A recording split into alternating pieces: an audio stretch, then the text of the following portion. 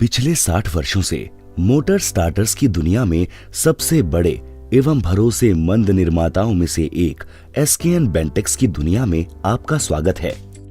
ये एसकेएन बेंटेक्स के इंटेलियॉन सीरीज का डीओएल मोटर स्टार्टर और कंट्रोल पैनल है।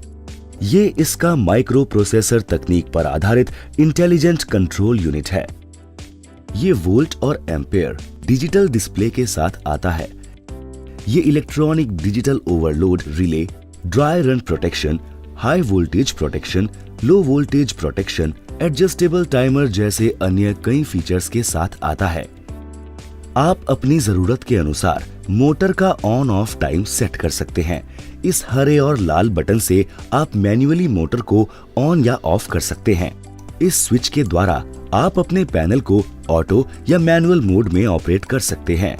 ये पैनल का इनपुट टर्मिनल ब्लॉक है, जिससे आप इनपुट पावर सप्लाई को आसानी से कनेक्ट कर सकते हैं। कनेक्शन बनाते समय हमेशा कॉपर वायर का उपयोग करें और ध्यान दें कि लाल, पीले और नीले तारों को हमेशा सीरीज में L1, L2, L3 से ही कनेक्ट करें।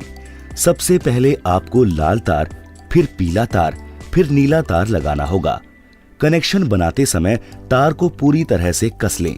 लूज कनेक्शन से शॉर्ट सर्किट होने का खतरा बना रहता है। सभी कनेक्शन पूरे होने के बाद आप मेन सप्लाई को चालू करें। अब मेन सप्लाई चालू होने के बाद कंट्रोल यूनिट के डिस्प्ले पर आपको वोल्टेज और लोड दिखाई देगा। सेटिंग के लिए सेट बटन को लॉन्ग प्रेस करें। इसके बाद डिस्प्ले पर ओवरलोड सेटिंग का ऑप्शन दिखाई देगा। इसके बाद अप और डाउन की मदद से आप ओवरलोड करंट की लिमिट सेट कर सकते हैं। मोटर के लिए आवश्यक अधिकतम करंट से 2 एम्पेयर अधिक ओवरलोड करंट सेट करें। ओएल मोड को सेव करने के लिए अब सेट बटन दबाएं। अब आपको ड्राई रन सेटिंग दिखाई देगी। ओवरलोड सेटिंग की तरह ही आप अप और डाउन बटन के साथ ड्राई रन एम्पियर सेट कर सकते हैं। ड्राई रन फंक्शन को मोटर के लो एम्पियर करंट पर या 0 पर सेट करें। ड्राई रन एम्पियर को सेव करने के लिए सेट बटन दबाएं और अब dry run reset time setting विकल्प दिखाई देगा। जब मोटर ड्राई रन मोड में होगी तो यूनिट मोटर को बंद कर देगी। अगर आपने ऑन टाइमर सेट किया है तो मोटर निर्धारित समय पर अपने आप चालू हो जाएगी।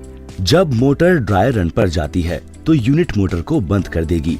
यदि आपने समय निर्धारित किया है तब मोटर ऑटोमेटिक रूप से समय के बाद शुरू होती है। ड्राई रीसेट को बाईपास करने के लिए 0 पर सेट करें। ऑटो ऑन सेटिंग को सेव करने के लिए सेट बटन दबाएं और ऑन टाइम सेटिंग में प्रवेश करें। अब आप सेटिंग टाइमर ऑन पर हैं और ये मिनट में है। उदाहरण के लिए यदि आपने टाइमर ऑन टाइमर से 5 मिनट बाद सेट किया है तो फिर मोटर चालू करने के 5 मिनट बाद मोटर स्वचालित रूप से बंद हो जाता है। टाइमर पर बाईपास करने के लिए टी ऑन को 0 पर सेट करें। टी ऑन वैल्यू को सेव करने के लिए सेट बटन दबाएं और ऑफ टाइम सेटिंग में प्रवेश करें। टी ऑफ टाइमर है और ये मिनट में है। यदि आप टी ऑफ टाइमर का उपयोग करना चाहते हैं तो आपको टी ऑन टाइमर सेट करना होगा, तभी टी ऑफ काम करेगा। ये साइक्लिक टाइमर है और साइक्लिक टाइमर को चलाने के लिए टी ऑन और टी ऑफ दोनों समय सेट करना होगा।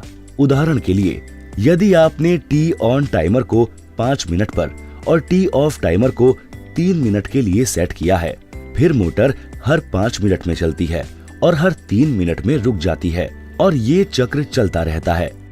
यदि आपने दोनों टाइमर का टी ऑन और टी ऑफ सेट किया है तो मोटर अपने आप चालू और बंद हो जाती है।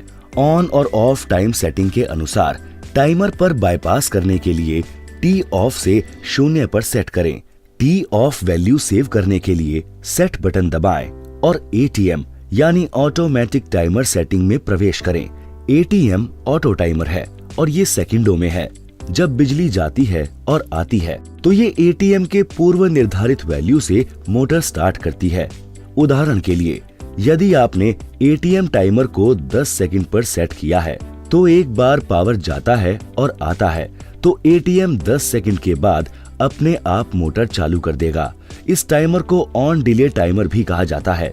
यदि आप ऑटो टाइमर से मोटर ऑन नहीं करना चाहते हैं तो जब बिजली जाती है तो ऑटो टाइमर को बाईपास करने के लिए सेट एटीएम को 0 यानी 0 पर सेट करें और इस तरह आप निश्चिंत होकर अपने मोटर को चलाएं। इंटेलियन स्वचालित रूप से किसी भी तकनीकी समस्या को स्वयं आकलन करके कोड एरर दर्शाता है, जो समाधान प्रक्रिया को बहुत सरल बना देता है। पैनल के साथ आने वाले यूजर मैनुअल में सभी कोड एरर की जानकारी दी गई है।